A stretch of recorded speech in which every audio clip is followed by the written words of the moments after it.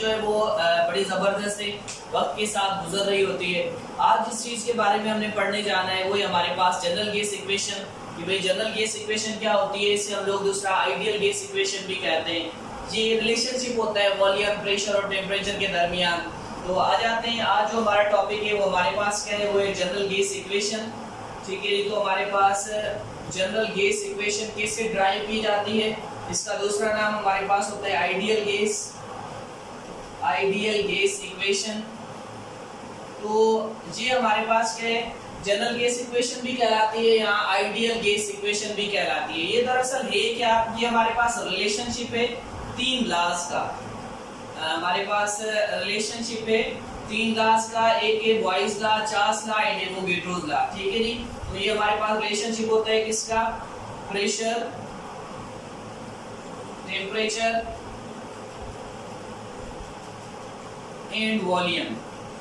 Pressure, temperature and volume, इन तीन चीजों का ये हमारे पास क्या है, दरअसल ये एक रिलेशनशिप है। अब ये बनती कैसे है, इसके बनने की जो मेन चीज है हमारे पास वो क्या है, वो है तीन किस्म के प्रोडक्ट्स होते हैं, तीन किस्म की चीजें होती हैं। वो कौन सी हैं, एक है हमारे पास बॉयज लॉ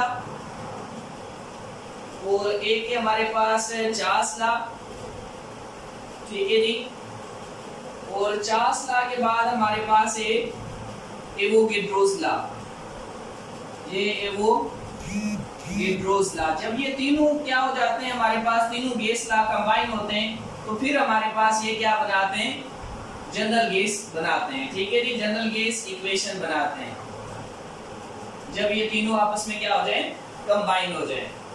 अब देख लेते हैं कि ये तीनों आपस में किस तरह से कंबाइन होते हैं। सबसे पहले हमारे पास जिक्र आता है किसका, बॉयज लॉ का। बॉयज लॉ हमारे पास क्या है, तो बॉयज लॉ जो है वो हमारे पास होता है V इनवर्सली प्रोपोर्शनल 1/P। और चार्ल्स लॉ हमारे पास क्या होता है, V directly proportional into T।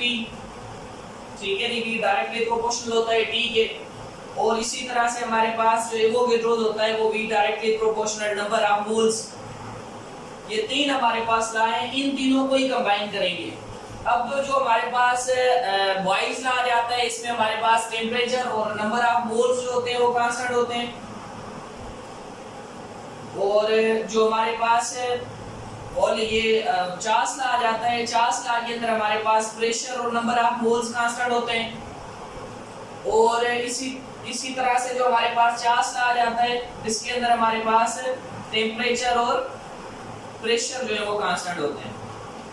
हमेशा आपको पहले भी बता चुका हूं कि भाई जो हमारे पास रिलेशनशिप में जितने भी गैस लॉ हैं उन सब के अंदर दो चीजें कांस्टेंट रखी जाती हैं और दो चीजों के दरमियान रिलेशनशिप बयान किया जाता है।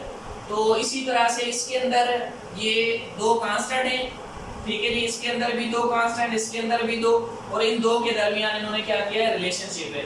तो ये हमारे पास क्या है, बॉयज लॉ है, ये हमारे पास क्या है, चार्ल्स लॉ है, तो ये हमारे पास क्या है, एवोगैड्रोस लॉ है। तो ये बॉयज, चार्ल्स और एवोगैड्रो जब आपस में मिलते हैं तो क्या बनते हैं, अब देखते हैं इन्हें रीअरेंज करके कि भाई V सब के अंदर है, V डायरेक्टली प्रोपोर्शनल। अब जो डायरेक्टली है उन्हें हम लोग क्या कर देते हैं, ऊपर लिख लेते हैं, और जो हमारे पास है इनवर्सली है उन्हें क्या कर देते हैं, नीचे लिख देते हैं। अब कैसे भाई, हमारे पास डायरेक्टली प्रोपोर्शनल कौन से हैं, एक है N, एक है T।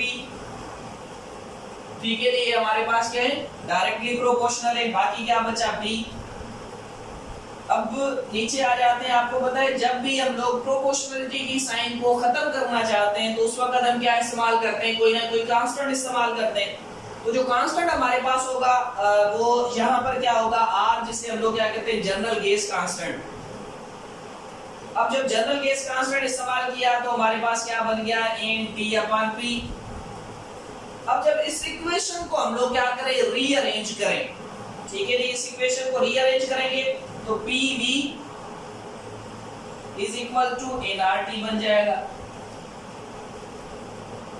तो ये हमारे पास क्या है, जनरल गैस इक्वेशन की पहली इक्वेशन है, PV is equal to nRT।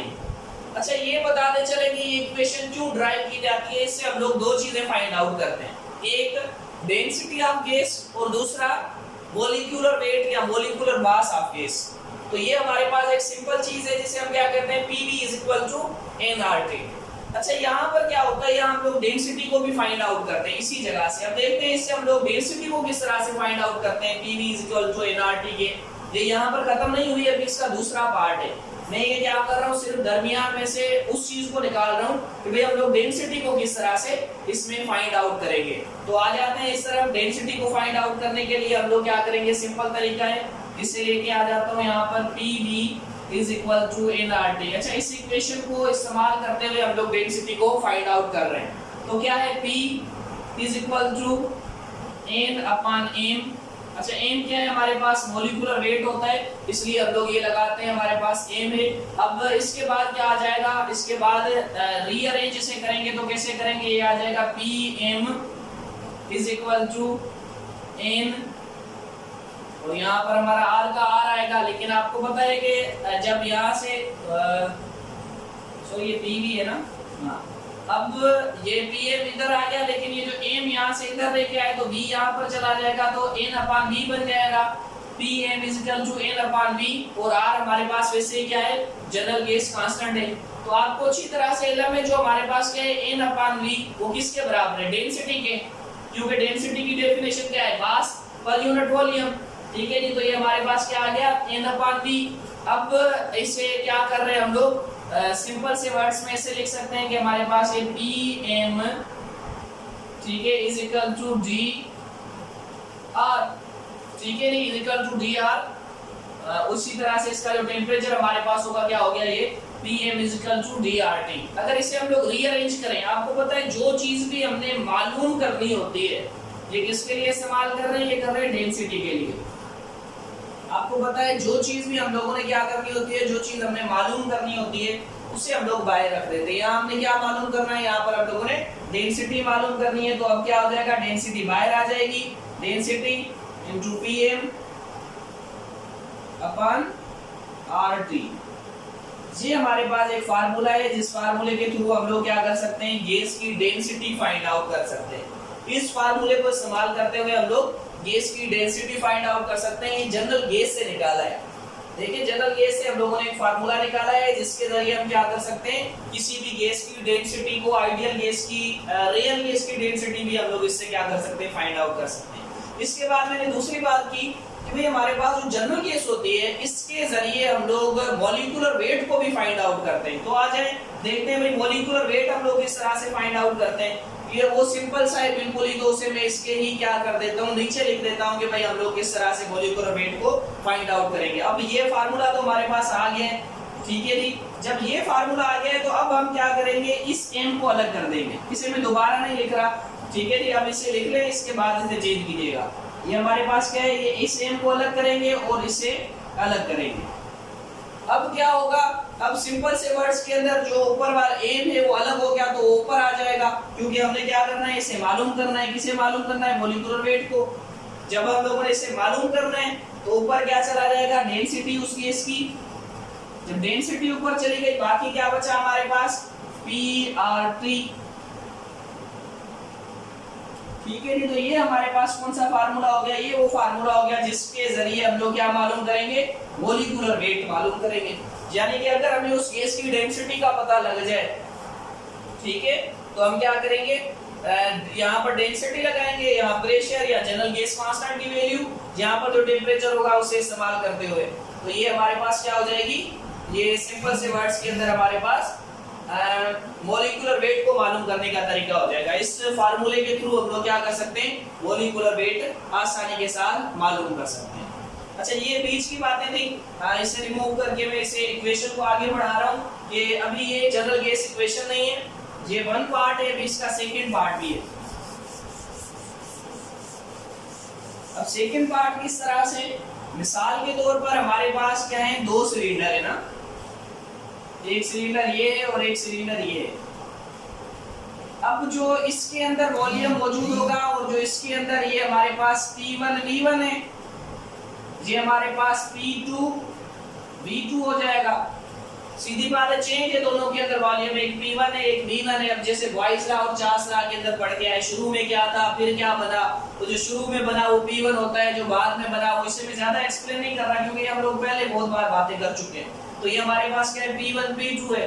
तो अब ये जब हमारे पास बन जाएगा तो ये इक्वेशन कुछ चेंज होगी। कहने की बात ये है कि अगर हमारे पास 1 मोल हो तो 1 मोल के अंदर हमारे पास क्या होता है, R बराबर होता है R is equal to PV upon RT। ठीक है जी, सॉरी PV अपॉन T। ठीक है जी, PV अपॉन T जब 1 मोल होता है तो उस वक्त ये इतने के बराबर होता है। तो कहते हैं कि अगर हम लोग क्या करें, अब यहाँ पर J डबल हो जाए, यानी एक सिलेंडर की, यहाँ तो क्या हो रही है, एक सिलेंडर की बात हो रही है, और अगर हमारे पास 2 सिलेंडर हो तो अब ये फिर से क्या बनेगा, R is equal to PV upon T। तो ये हमारे पास क्या है, समझे सिलेंडर 1 है और ये हमारे पास क्या है, सिलेंडर 2 है। तो अगर हम इसे रीअरेंज करें तो कुछ इस तरह से रीअरेंज करके लिख सकते हैं कि भाई हमारे पास P1 V1 upon D1 is equal to P2 V2 upon D2। तो ये हमारे पास क्या हो जाता है, ये सिंपल से वर्ड्स के अंदर हमारे पास जनरल गैस इक्वेशन आ गई। ये हमारे पास जनरल गैस इक्वेशन का पार्ट 2 है, इसे ही जनरल गैस इक्वेशन कहा जाता है। तो हमने इसके अंदर बिल्कुल सिंपल वर्ड्स के अंदर सीखा कि भाई हमारे पास डेंसिटी किस तरह से निकाली जाएगी। ठीक है जी, डेंसिटी का सॉरी फार्मूला क्या है, और इसी तरह से हमने सीखा कि मॉलिक्यूलर वेट किस तरह से निकाला जाएगा। ये हमारे पास जनरल गैस की फर्स्ट इक्वेशन है, ये हमारे पास जनरल गैस इक्वेशन की सेकंड है। इसे आइडियल गैस इक्वेशन भी कहा जाता है। अगर 1 मोल है तो फिर इसके बराबर होता है, तो हमने कहा 1 मोल ये, फिर ये हमारे पास जो उसके अंदर चेंज आ गया, तो ये पहला सिलेंडर था इसलिए मैंने P1 V1 लिखा, ये दूसरा वॉल्यूम था उसका, भले एक ही सिलेंडर हो। ठीक है जी, ये सिलेंडर है हमारे पास। इसके अंदर जब हम क्या कर रहे हैं, इसके अंदर जब पिस्टन के थ्रू हमने प्रेशर बढ़ाया, ठीक है जी, तो प्रेशर इधर चला गया। अब लाजमी सी बात है, इसके प्रेशर में क्या आया है, चेंज आया है। तो अब चेंज जब आया है तो वो चेंज किस तरह से आएगा, उसे देख लेते हैं कि भाई ये हमारे पास P1 था, प्रेशर 1 था, और ये प्रेशर 2 है, और यहाँ पर V1 था और ये V2 है, क्योंकि यहाँ पर वॉल्यूम 1 था और ये वॉल्यूम 2 है। ये प्रेशर 1 था और ये प्रेशर 2 है। जितना प्रेशर बढ़ा है उतना वॉल्यूम क्या हो गया, कम हो गया। अच्छा, जनरल गैस इक्वेशन भी हमारे पास तीनों के लिए इस्तेमाल होती है। बॉयज लॉ के लिए किस तरह से इस्तेमाल होती है, ठीक है जी, और इसी तरह से हमारे पास चार्ल्स लॉ के लिए किस तरह से होती है, और एवोगैड्रो लॉ के लिए किस तरह से होती है। तो आइए इसे देखते हैं कि भाई हमारे पास ये किस तरह से होती है। अब सिंपल से वर्ड्स के अंदर भाई हमारे पास किस तरह से गैसेस बनेगी। बॉयज के अंदर क्या इक्वेशन होगी, चार्ल्स के अंदर क्या इक्वेशन होगी, और एवोगैड्रो के अंदर क्या होगी। तो जी हमारे पास क्या होता है जी, बॉयज लॉ में हमारे पास है PV is equal to nRT। जहां पर हमारे पास जो टेम्परेचर है वो क्या होगा, कांस्टेंट होगा। तो ये हमारे पास क्या हो गया, बॉयज लॉ। ठीक है जी, इसी तरह से हमारे पास अब क्या होगा कि V is equal to nRT upon P। जहां पर क्या होगा, हमारे पास प्रेशर कांस्टेंट होगा। जब प्रेशर कांस्टेंट होगा तो ये हमारे पास हो गया चार्ल्स लॉ। और इसी तरह से जब हमारे पास नंबर ऑफ मोल्स कांस्टेंट हो गए, P is equal to nRT upon P, तो अब यहाँ पर हमारे पास नंबर ऑफ मोल्स कांस्टेंट हो गए। जब नंबर ऑफ मोल्स कांस्टेंट हो गए तो फिर ये हमारे पास क्या हो जाएगी, ये हमारे पास एवोगैड्रो लॉ आ जाएगा। ठीक है, ये हमारे पास क्या था, बॉयज लॉ, ये हमारे पास है चार्ल्स लॉ, और ये हमारे पास है एवोगैड्रो लॉ। तो ये 3 तरह की इक्वेशन बनेगी। जब टेम्परेचर कांस्टेंट होगा तो समझ लीजिएगा बॉयज लॉ है, जब प्रेशर यहाँ पर कांस्टेंट होगा तो समझ लीजिएगा चार्ल्स लॉ है, जब हमारे पास नंबर ऑफ मोल्स कांस्टेंट होंगे तो समझ लीजिएगा कि हमारे पास एवोगैड्रो लॉ है। ये सिंपल से पैटर्न थे, ये हमने दरमियान में करने थे, पर शॉर्ट कर दिया उसे। तो ये है, ये भी आप लोग लिख सकते हैं, इसे भी समझिएगा। आगे एग्जांपल कराएंगे, इसके सवाल देंगे इसके कि भाई किस तरह से हल होती है, तो आपको बहुत अच्छा समझ में आएगा। उम्मीद है कि इक्वेशन ड्राइव करना आ गई होगी। ऐसे 1-2 मरतबा ड्राइव कीजिएगा, बड़ा मजा देगी, और फिर समझ में आ गई एक बार, इसके फार्मूलाज याद कीजिएगा, R की वैल्यू याद कीजिएगा, तो यकीनन आपको मजा देगी। तब तक के लिए सदा सो भागवती।